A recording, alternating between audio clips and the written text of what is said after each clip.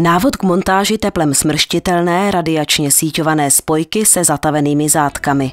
Spojka je určena pro předizolované potrubí s neizolovaným koncem ocelové trubky o délce 150 mm a 220 mm. Pozor! U ocelových trubek odizolovaných na délce 220 mm je nutno použít spojky označené písmenem L. V balení najdete teplem smrštitelnou, radiačně síťovanou krycí trubku spojku, 2 odvzdušňovací zátky, 2 zátky pro zatavení, 2 čistící hadříky a návod k montáži. Příprava spoje. Před spojením hlavní trubky je nutno na jednu z předizolovaných trubek nasunout kompletní spojku v originálním obalu. Po svaření ocelových hlavních trubek nasuňte zabalenou spojku nad spoj a ponechte ji tam až do montáže. Originální obal chrání elementy spojky před vlhkostí a znečištěním. Montáž smršťování spojky. Před zahájením montáže zkontrolujte, zda máte k dispozici veškeré nářadí nezbytné ke správnému provedení spoje. Ze všeho nejdříve odstraňte vlhké a znečištěné vrstvy pěny z čelní plochy obou předizolovaných trubek do tloušťky 2 mm. Předizolovanou trubku v místě montáže důkladně zbavte nečistot, prachu, vlhkosti a zdrsněte ji brusným papírem se zrnem 60 nebo 80. Propojte kabely alarmového systému, jsou-li instalovány podle návodu výrobce. Pomocí hadříku očistěte a odmasťte předizolovanou trubku v místě montáže. Spojku odsuňte do bezpečné vzdálenosti. Pomocí hořáku na propan-butan nahřejte předizolovanou trubku v místech, kde bude nasazena spojka. Použijte slabý plamen. Tato činnost je nezbytná k tomu, abyste dosáhli dobrého spojení předizolovaného potrubí s nasazovanou spojkou. Doporučujeme teplotu od 55 do 65 stupňů Celsia. Nejlepší je ji změřit pyrometrem. Zkušení montéři kontrolují teplotu také pomocí dotyku rukou.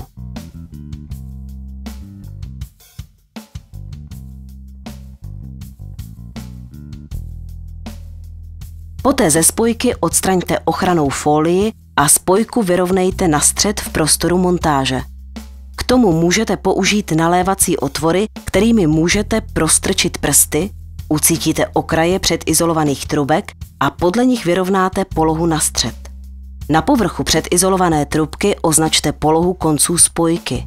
Odstraňte ochranný papír stěsnění, které tvoří lepidlo a butylová hmota, které se nacházejí uvnitř spojky.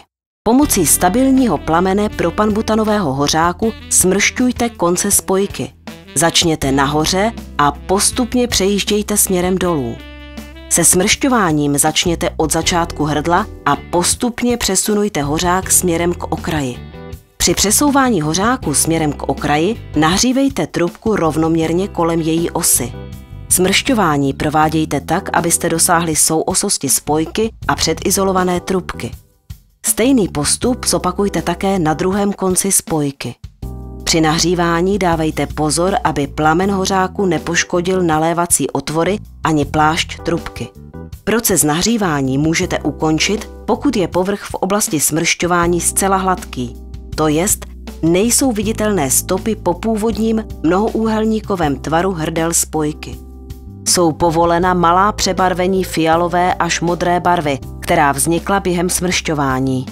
Poté spojku nechejte zcela vychladnout. Po ukončení procesu smršťování spojky s těsněním typu K, které označuje lepidlo, musí po obvodu okraje vytékat lepidlo.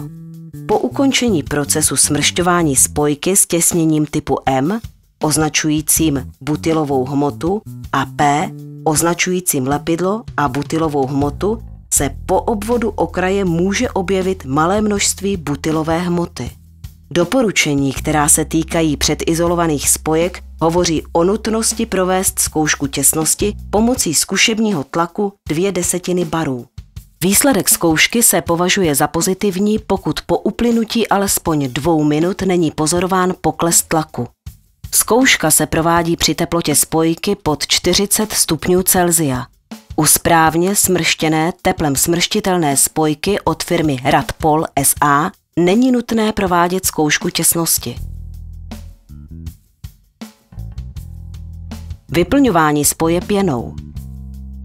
Zarazte první odvzdušňovací zátku a vyplňte spoj pěnou podle návodu dodavatele. Přitom přesně dodržujte předepsané teploty pro aplikaci. V případě pěn PUR, které doporučuje firma Hradpol SA, smíchejte obsah obou nádob a poté důkladným protřepáním promíchejte obě složky. Takto připravenou směs okamžitě nalijte do zbývajícího nalévacího otvoru. Zarazte druhou odvzdušňovací zátku. Expandující pěna vyplňuje vnitřek spojky a doprovodná chemická reakce spojku rozehřívá.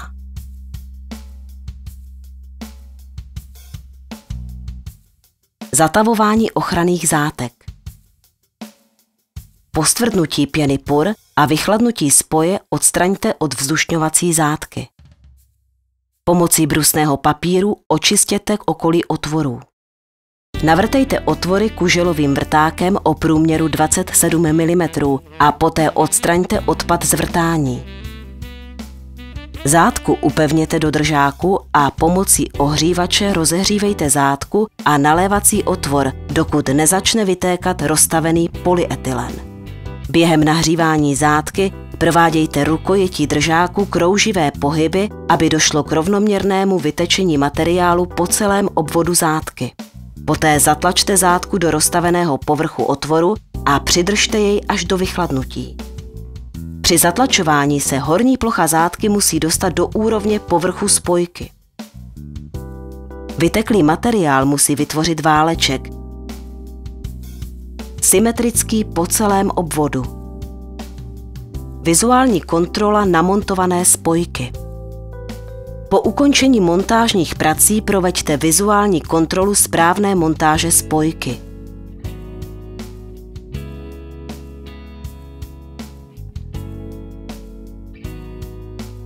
Pozor! Výrobky s těsněním obsahujícím butylovou hmotu je nutno namontovat do 18 měsíců od data výroby. Odpady vzniklé při provádění spoje likvidujte podle všeobecných předpisů na ochranu životního prostředí.